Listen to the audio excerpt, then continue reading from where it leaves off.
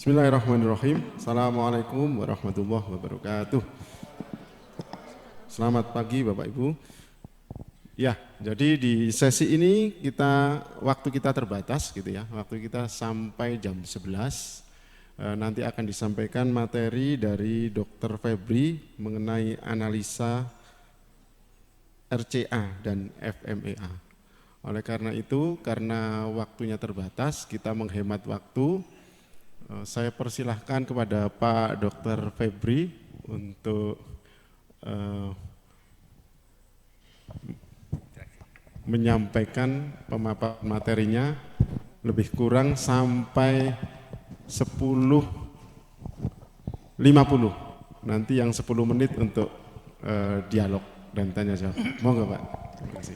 Baik, terima kasih Pak Riansyah. Bismillahirrahmanirrahim. Mohon izin saya jalan-jalan. Assalamualaikum warahmatullahi wabarakatuh, Bapak Ibu sekalian. Alhamdulillah kita ketemu lagi dan alhamdulillah sehat. Semoga nanti kita tetap diberikan kesehatan sampai akhir acara dan lulus semua dapat sertifikat. Oke, kita akan diskusikan. Oh, yang aja, yang nomor 2, yang RCA dulu.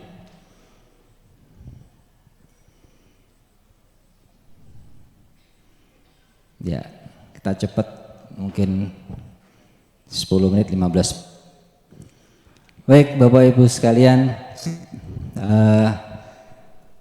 di dalam kita menganalisis sebuah problem, ya kita banyak metode yang kita pakai, dan saya rasa ini bukan hal yang baru bagi Bapak Ibu sekalian, bagi rekan-rekan sekalian terkait FMEA dan RCA.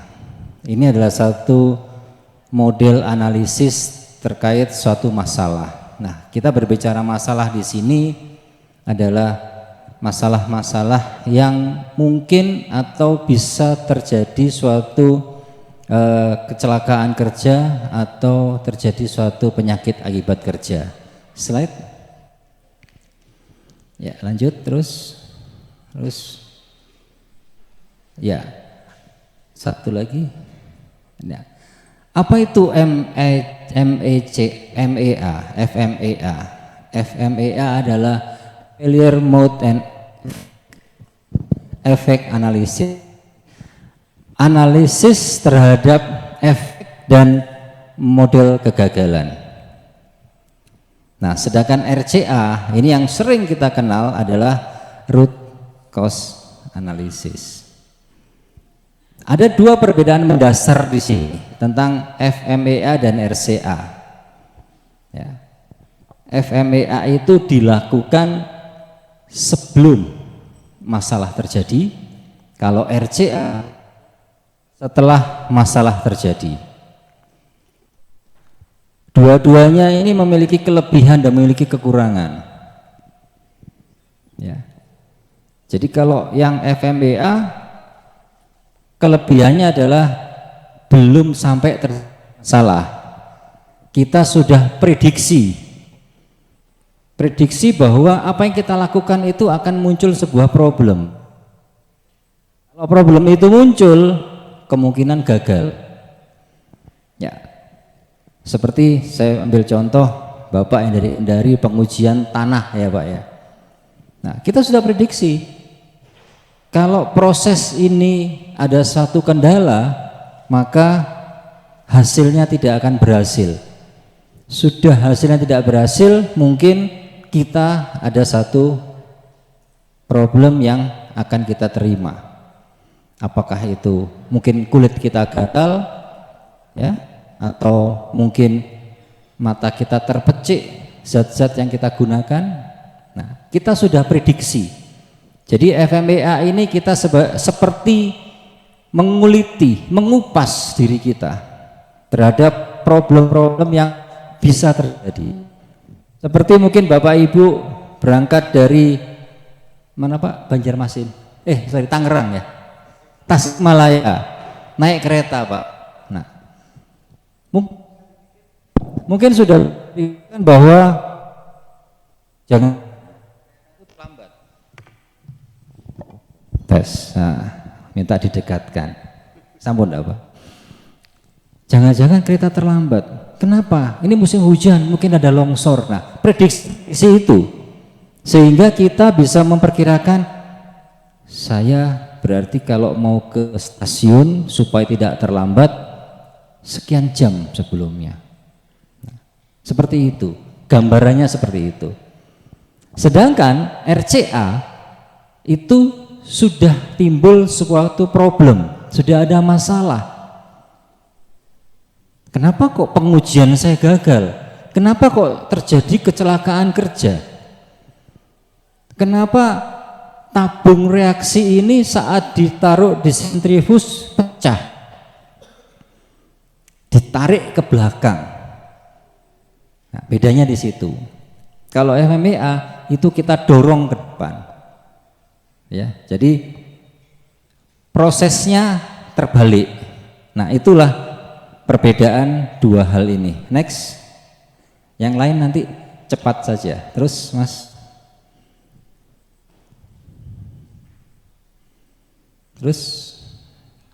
Terus. Nah. Ya. Di sini tampak bahwa kalau kita berbicara model analisis FMEA itu satu model analisis yang paling efektif, semakin efektif ke kanan. Seperti pengendalian dengan eliminasi, membuang bahan-bahan yang memiliki potensi bahaya itu paling efektif.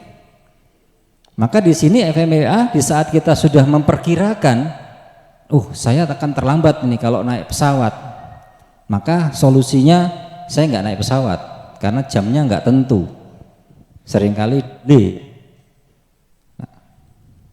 seperti saya ke Jakarta, saya sekarang lebih pilih naik kereta daripada naik pesawat. Lebih lama lagi kalau delay.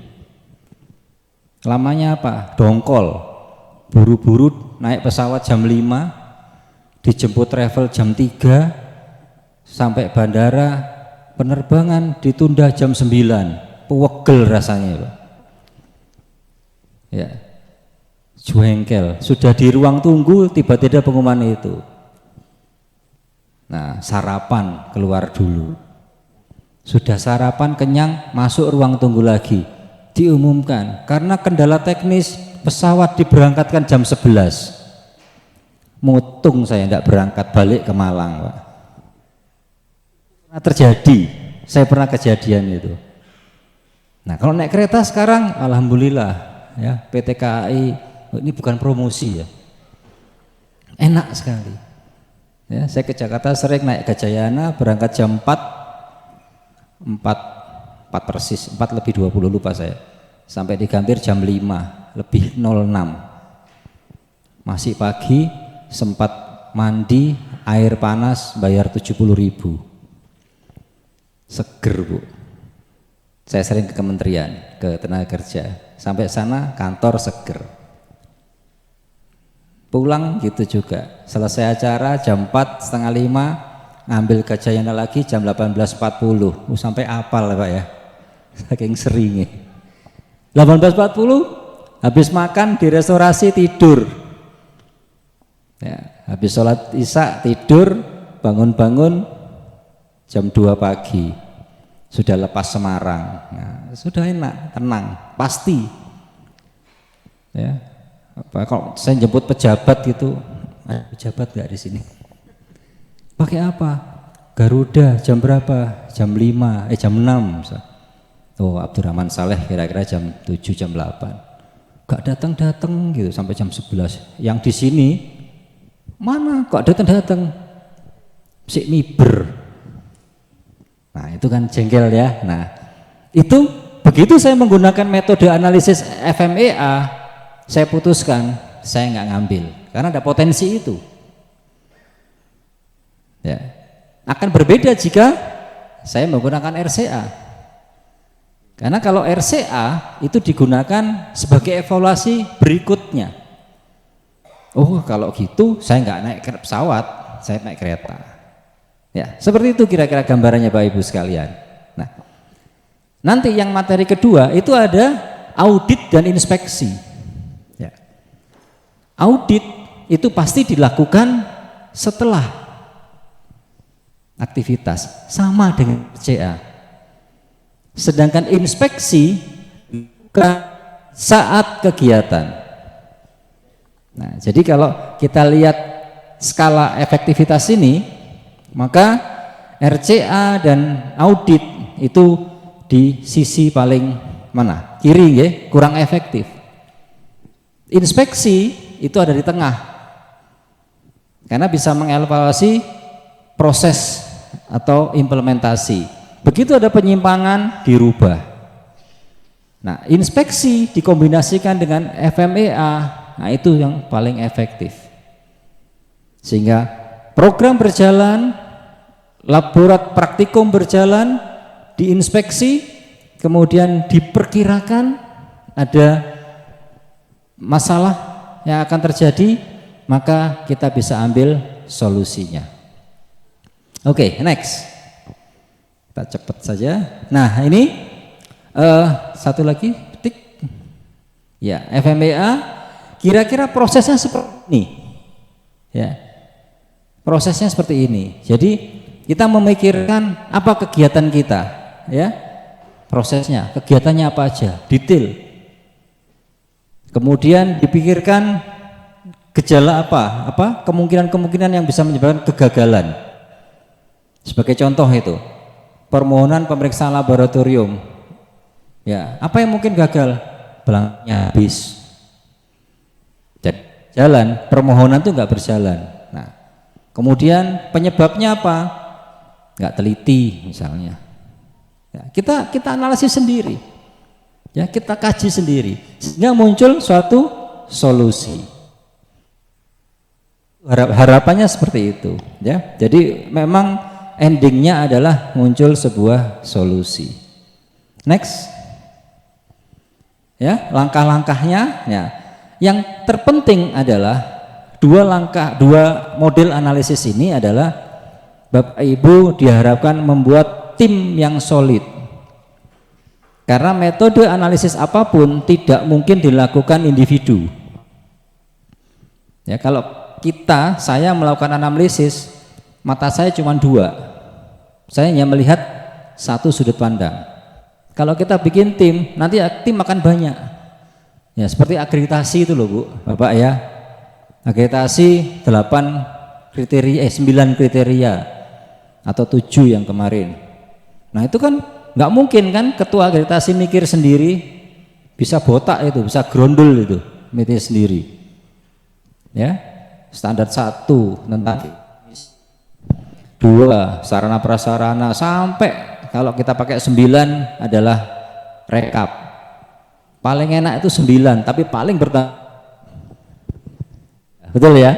Paling enak 9 ngerekap, tapi paling bertanggung jawab, paling ditutup kalau nilainya nggak besar.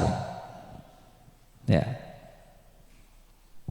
6, 7 penelitian pengabdian atau kebalik 78 ya, 67 atau 78. Nah, itu. Ya. Jadi standar 9 itu seperti polisi. Ayo, mana datanya? Cepat kumpulkan. Nah, saya bisa bicara karena saya di standar 9. Jadi tak tutupi semua. Oke, ya. Jadi yang penting itu bentuk tim. Yang kedua, tentukan tujuan. Tujuannya apa? Kalau itu sudah, insya Allah langkah berikutnya lebih mudah. Ya, slide. Ya, ini. Nah, kemudian pada itu kan kita punya banyak kita nilai. Nah, tentukan skala prioritas. Ya, skala prioritas. Karena kita tidak mungkin menyelesaikan semua. Kalau kita selesaikan semua, kita mikir semua gagal, bubar jalan program itu. Tentukan saja mana yang paling potensial menimbulkan sebuah masalah. Ya, misalnya kita mau perjalanan ke Jakarta. Saya rencana naik mobil. Ya, naik mobil. Apa kemungkinan-kemungkinan yang bisa terjadi? Mogok, mobilnya mogok, ban pecah, ya, kemudian kehabisan sangunya habis, kartu e-tol hilang, nggak bisa keluar. Nah, itu potensi-potensi. Maka kita cari mana yang paling berpengaruh untuk membuat kita tidak sampai Jakarta. Jadi, itu yang kita pikirkan. Ya, misalnya kehabisan BBM, ya berarti penyelesaiannya jangan nunggu kedip-kedip baru diisi. Ya, tol Trans Jawa itu ada blackout BBM, SPBU sejak dari kilometer 512 sampai kilometer 324. Apal Pak, saya pernah kehabisan. Gara-gara telepon Bu Padma asik lewat pom bensinnya habis. Kemudian apa misalnya? Oh, e-tol karena harus diisi, oh dihitung aja. Oh, selesai, gampang. E-tol itu maksimal 1 juta, diisi 1 juta susuk dari Malang ke Jakarta 165. Ya. Apalagi? Oh, ban gundul potensi pecah, ganti dulu. Waduh, gak ada duit, ya sudah, jangan berangkat. Gitu. Intinya gitu. Ya, oke, next. Terus, nah, ini RCA. Ya, RCA tujuannya apa? Sudah berjalan, dievaluasi, ada potensi bahaya, tujuannya untuk mencegah kejadian serupa. Simple. Ya, next. Ya, ini langkah-langkahnya. Nah, kembali lagi, kunci kita adalah tim. Tim itu. Ke bawahnya itulah metode. Ya, kita pakai metode apapun, kalau tim kita solid, insya Allah kita akan menemukan rekomendasi. Next. Ya, ini tadi dinarasikan, ketahuan problemnya, diceritakan, didetailkan. Nah, next. Ya, ini juga randomnya, nah gitu ya, seperti kita ini sudah terjadi. Kenapa kok sampai ternyata ada yang mundur, gitu ya? Kenapa kok Jakarta kemarin malam harus nambah 1 sesi? Nah, waktu maghrib berbeda, nah gitu ya. Next. Ya, ini sama, ini rangkaian waktu, lanjut. Ya, ini kalau kita berkaitan time person grid, jadi masing-masing tanggung jawab by person. Nah, ini kita mau menentukan siapa yang harus dievaluasi, bertanggung. Kita akan melakukan ini. Next. Nah, setelah itu kita pahami masalahnya, ya. Kemudian kita kaji orang-orang yang bertanggung jawab pada waktu kegiatan. Next. Kita akan buat ini. Nah, kita akan identifikasi, kita akan analisis masalah dengan salah satunya adalah fishbone. Fishbone ini adalah, kalau saya selalu bilang ke mahasiswa, adalah pikiran gila kita. Semua masukkan sudah, apa yang membuat problem itu terjadi. Next, Mas. Nah, ini kita berangkatnya dari akibat, dari masalah, tarik ke belakang. Kira-kira sebabnya apa? Apakah dari manusianya, dari alatnya, ya, dari tekniknya, dari metode, dari bahan? Masukkan semua ide gila kita, ya, masukkan sebanyak-banyaknya. Seperti duri ikan bandeng, ya, kalau ini duri ikan kakap kurang. Ikan bandeng itu kan banyak Pak ya. Nah, banyak sudah. Misalnya di sini masalah metode pembuatan vaksin tidak dilakukan di Indonesia. berikan lagi duri di situ. Kenapa nggak di Indonesia? Tenaga ahlinya nggak ada, bahannya nggak ada. Nah seperti itu. Ya. Kemudian ini manusianya kurang percaya terhadap SDM bangsa sendiri. Nah, kenapa kok nggak percaya? Ya, banyak pelatihan yang tenaganya bolos. Nah, sehingga nggak terlatih tenaganya. Ya, saya sebulan yang lalu pelatihan di Bali, sudah ditelepon sama teman, Mas kok pelatihan jalan-jalan kemana? Saya jawab bosen nang Bali, saya bilang gitu. Nah, gitu kan. Nah ini kemarin di-share Pak, kalau besok mau jalan-jalan. Ya, jadi ini pikiran gila kita sudah. Ya, pikirkanlah. Dari situ kita kupas nanti.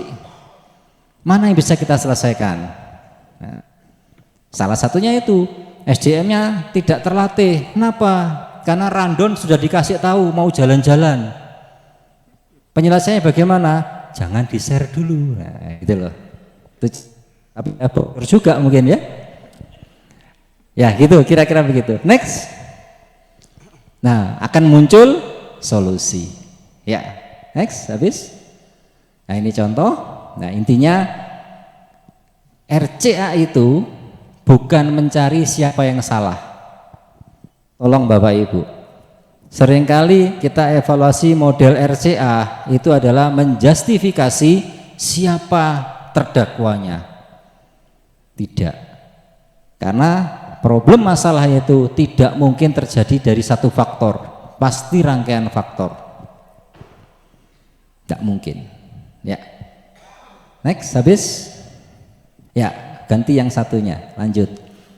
Ini sama, audit dan inspeksi. Nah, kadang-kadang kalau kita mendengar kata audit itu sudah greges. Apalagi kalau suruh buka Excel. Excel mana? Masuk berapa? Keluar berapa? Kwitansinya mana? Nah, tuh ini kwitansinya tanggalnya terima uang tanggal 10 November kok kwitansinya tanggal 5. Nah, lupa Pak bendaharanya nulis karena kwitansinya kebut semalam. Betul Bu ya? Ya, kalau kita berbicara audit next Mas. Bicara audit, ini sudah pikiran kita apa? Inspektorat, Satuan Audit Internal, SPI, ya. Kemudian BPKP, BPK. Tenang Bu, saya sudah ngalami semua. Ya. Tapi saya nggak pernah greges. Karena nggak ada yang sentit Bu. Kenapa begitu? Karena saya berpikir seperti mereka. Nah, contoh ini, nanti dibaca saja, intinya sama. Bagaimana kita bisa selamat dari audit? Jadi, contoh misalnya, saya melakukan suatu aktivitas laboratorium supaya audit itu aman. Maka kita harus melakukan itu sesuai SOP. Titik sudah itu.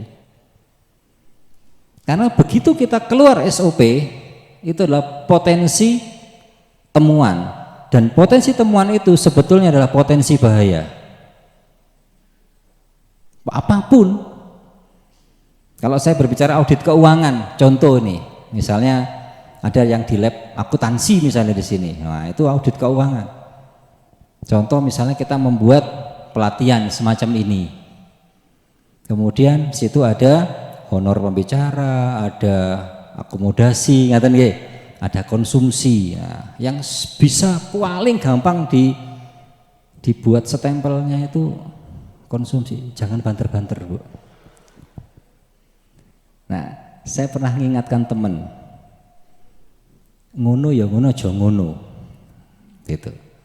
Saya bilang, bikin acara di kampus. Begitu saya lihat kwitansinya itu ada di lawang, makanan awang. Saya ingatkan, kena lo kamu. Lo kan sesuai nilainya. Berpikirnya jangan hanya berpikir nilai, tapi berpikir kepatutan. Pantas enggak acara di Sumbersari, di dekat kampus UMM, konsumsinya dikirim dari Lawang. Lawang itu mungkin yang Malang Utara. Jadi kalau Tasik itu dikirim dari Bandung, kan enggak logis. Apa di dekat kampus itu tidak ada warung? Udah apa-apa mas ini, ya sudah, tenang aja. Kebetulan saya pinpronya. Nah, saya pinpro tenang, kenapa? Karena saya berikan lamsam. Tapi meskipun lamsam, kan dinilai kepatutan. Betul. Loh, ada enggak warung sini? Kan nilainya sesuai. Coba, wah, mulai. Lauknya apa? Harga segini ini. Lauk ayam, telur Bali separuh, kerupuk. Apa yang terjadi? BPKP ini ke warung, Bu. Saya beli ayam, beli telur, beli kerupuk. Di kwitansi tertulis 40.000. SBU 40.000 ya Pak ya? Yang negeri pasti tahu. Kwitansi 40.000. Yang dia beli berapa harganya? 20.000. Dijawab, masa harga di Lawang lebih mahal daripada Lawang? Modar sudah. Tidak mau tahu. Loh iya Pak gini, masih ngotot. Apa yang terjadi? Coba antar saya ke warungnya. Sudah. Kejang Pak. Karena warungnya nggak ada. Warungnya ada di tukang stempel. Akhirku ya sudah. Ya daripada laporan ke pengadilan, kejaksaan, saya kembalikan uangnya. Nah, gitu. Ya itu audit ya, hampir sama. Oke, next. Baca saja. Ya, jadi audit harusnya dilakukan secara berkala. Lanjut. Ya, ini ya. Untuk audit usahakan orangnya ganjil. Kalau kita mau ngaudit pelaksana laboratorium, jangan genep, Bu. Ya, minimal itu sebetulnya 3, tapi kalau ketiga kesedikitan, paling enggak 5 kalau kita audit keselamatan kesehatan kerja. Jangan lebih dari 7. Kenapa? Kakean bayar ini, banyakan sangunya. Biaya besar. Oke, next. Ya, oke, lanjut aja. Manfaatnya tentunya kita bisa mengetahui ada proses apa yang perlu kita perbaiki di dalam pelaksanaan kita melaksanakan kegiatan di laboratorium. Ya. Apa yang perlu kita perbaiki, apa yang sudah baik, kita lanjutkan. Sudah itu. Next. Ya, infeksi, ya kita mengamati ya, detail, mengamati objek, dan kita memberikan rekomendasi atas temuan kita. Kalau inspeksi itu sebaiknya dilakukan sambil berjalan, ya. Setelah kita amati, setelah kita audit, kita rencanakan tadi FMEA, kita inspeksi, bagaimana ada yang perlu diperbaiki, perbaiki, ya. Dan sebaiknya memang RCA itu tidak dilakukan, karena kalau sudah korban RCA, ya hanya mencegah, tapi tidak menyelesaikan si korban. Tapi memang paling gampang pakai RCA, karena paling gampang mencari kambing hitam. Paling gampang, Pak. Ya, cari, mundur, ketemu sudah. Ya, oke, next, habis kayaknya. Ya, ini tahapannya. Jangan lupa dalam melakukan inspeksi PDCA, Plan Do Check Action, Plan Do Check Action. Nah, seringkali males itu adalah setelah action berhenti, laksanakan, ya sudah, terus tidak ada monitoring, tidak ada evaluasi. Pengajuan anggaran, pengadaan reagen, ya jalanan, udah, terus monitoring, gampang wes, beres toh, tanda tangan.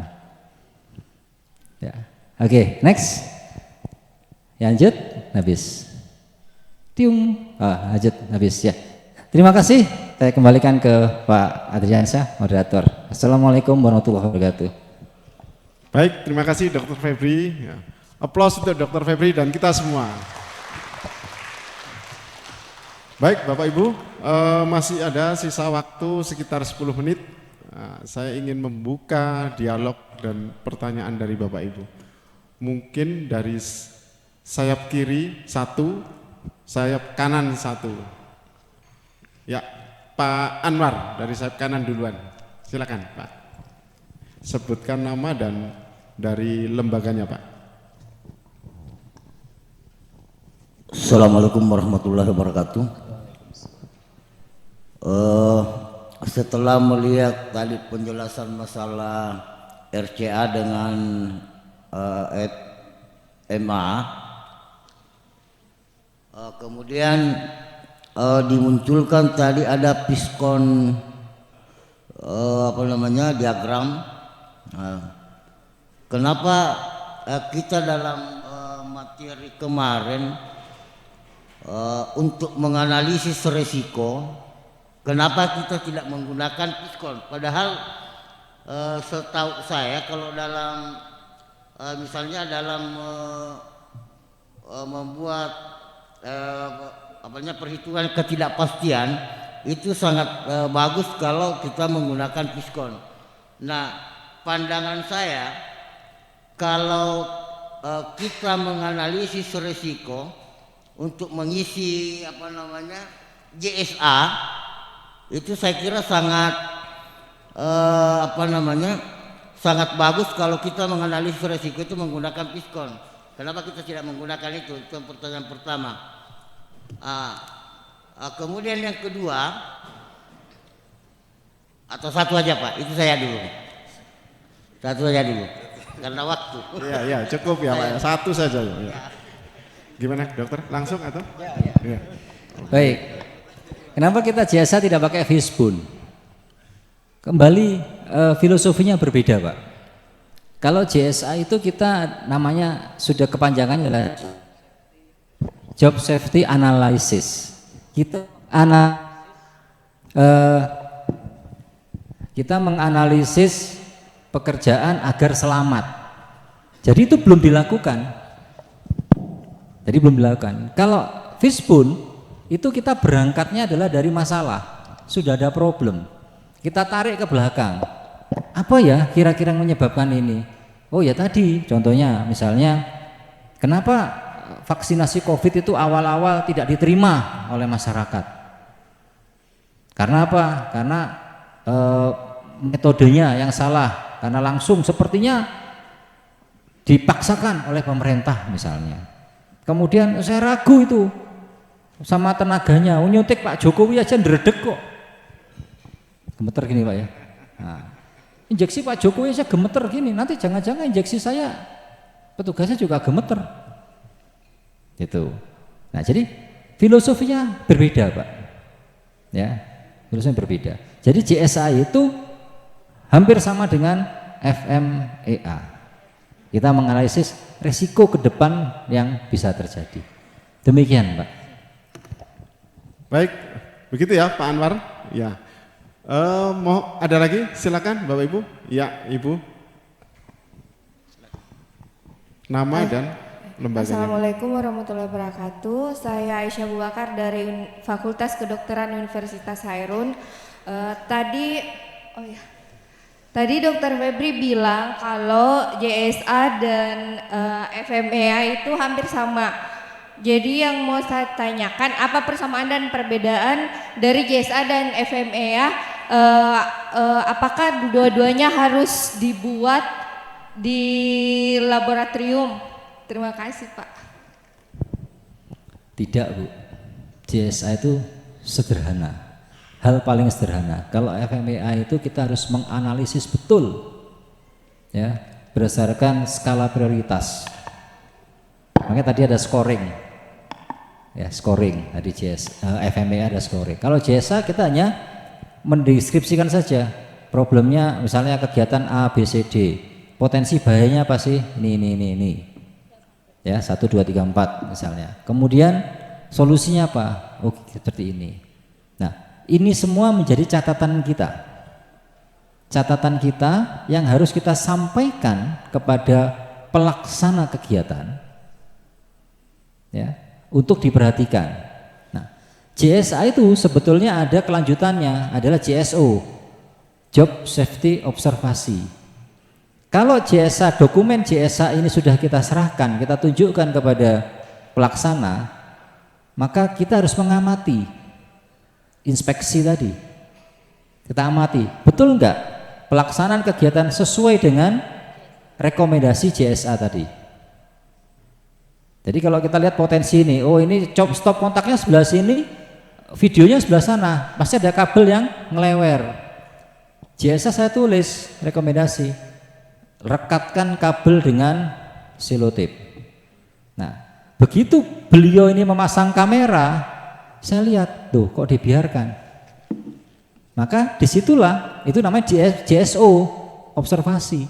Di situ kemudian saya menegur pelaksana. Anda sudah dapat ini belum? Sudah. Kenapa tidak dilakukan?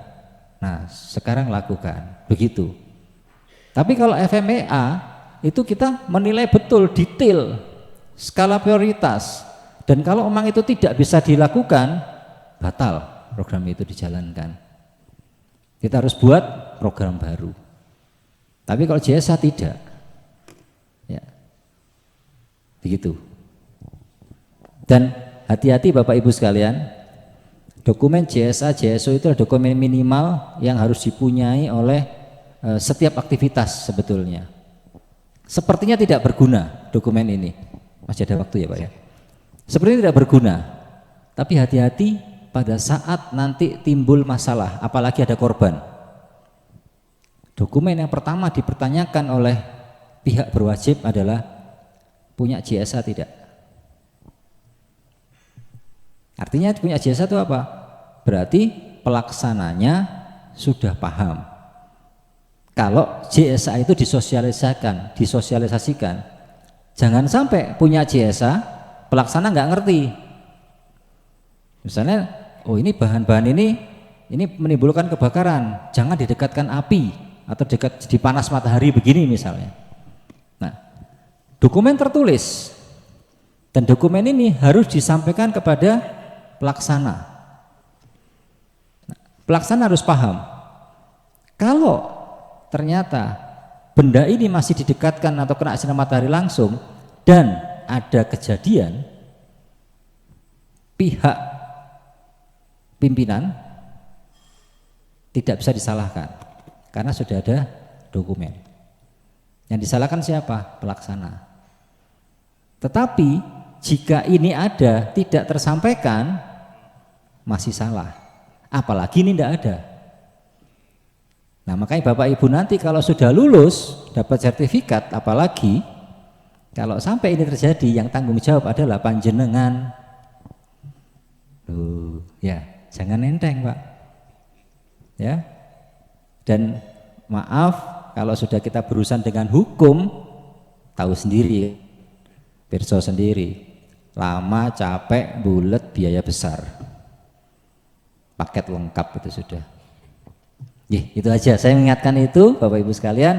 Mohon nanti begitu sudah lulus sampai ke institusi masing-masing, bikinlah dokumen JSA untuk setiap aktivitas terutama yang berbahaya dan sosialisasikan kepada staf panjenengan yang melaksanakan itu supaya apa? Panjenengan aman. Nanti kalau kena pelatihan, ngerti nggak JSA? Ngerti. Nah kok nggak dibuat? Belum kober, belum sempat. Saya rasa itu Pak. Terima kasih. Begitu Bu ya. Masih ada 2 menit, mungkin satu lagi singkat saja. Ada? Oh iya Ibu, silakan. Singkat Bu. Mike. Ibu, yang sebelah kanan, belah kiri sampean Mas. Nah, itu Ibu.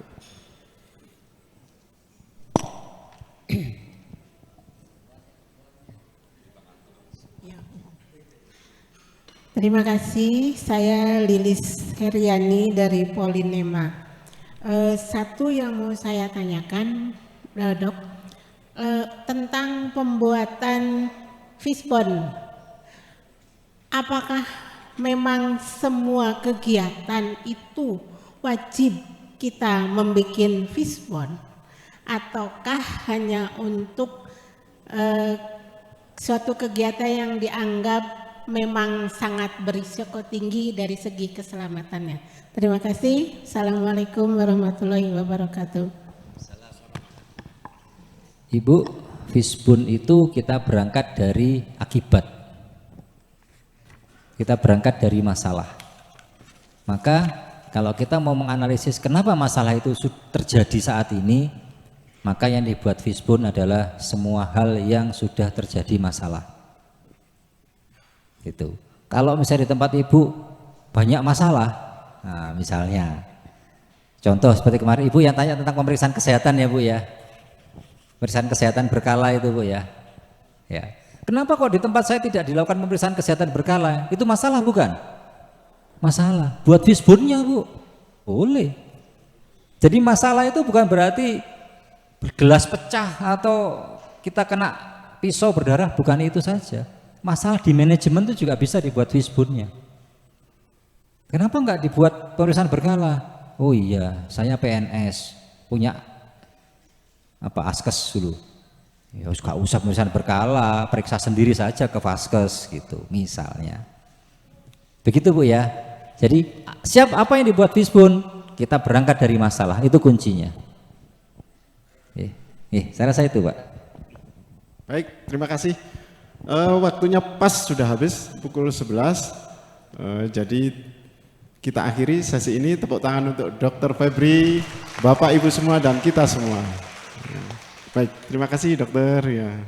Saya kembalikan ke MC. Monggo.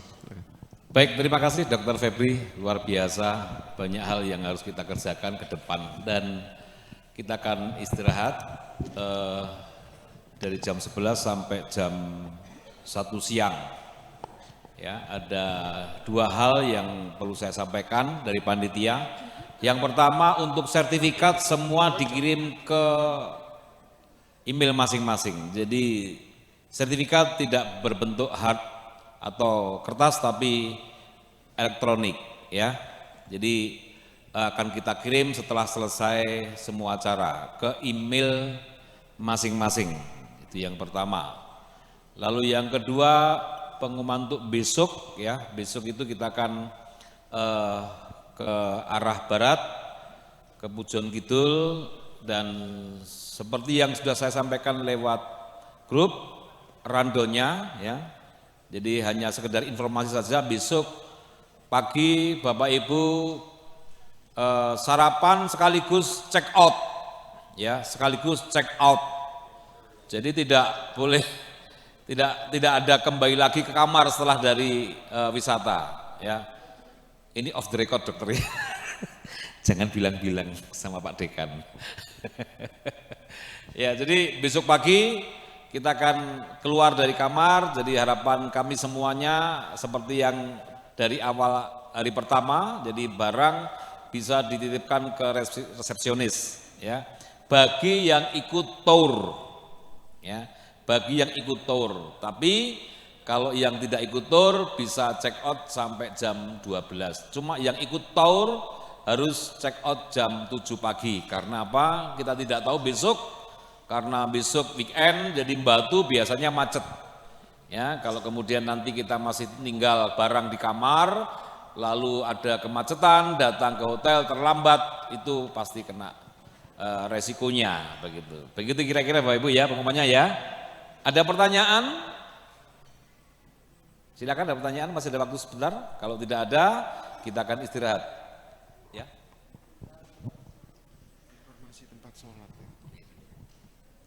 Ya, baik Bapak Ibu, sebelum keluar dari ruangan ini, mungkin untuk bapak-bapak informasi tempat sholat Jumat ya, terutama yang bapak-bapak dari luar kota, itu kita keluar dari hotel, kita menuju ke Masjid AR Fakhrudin karena agak lumayan lah kalau jalan. Jadi mungkin bapak-bapak bisa segera prepare ya. waktunya 2 jam sampai jam 1 gitu Pak. 2 jam cukuplah untuk prepare dan sholat Jumat dan makan. Yang ibu-ibunya mungkin bisa nge-mall ya Bu ya, ke mall. Terima kasih Pak Prayoga. Iya, selamat siang. Ada tadi yang mau tanya? Nggak ada ya? Oke, kalau nggak ada, kita akan istirahat. Kembali ke tempat ini dengan absen lagi jam 13.00. Ibu-ibu silakan memanfaatkan waktu 2 jam bisa mengerjakan tugas JSA yang saya sampaikan tadi, ya toh? Lumayan, ya. Jadi satu institusi satu tugas saja. Ya. Terima kasih.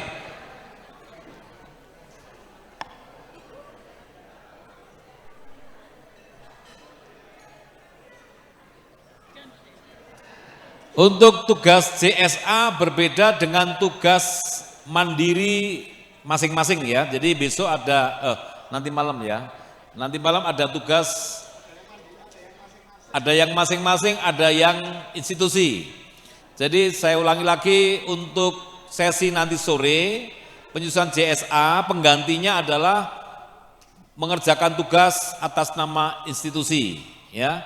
Itu berbeda dengan tugas mandiri masing-masing untuk mendapatkan sertifikat sebagai syarat kelulusan. Terima kasih.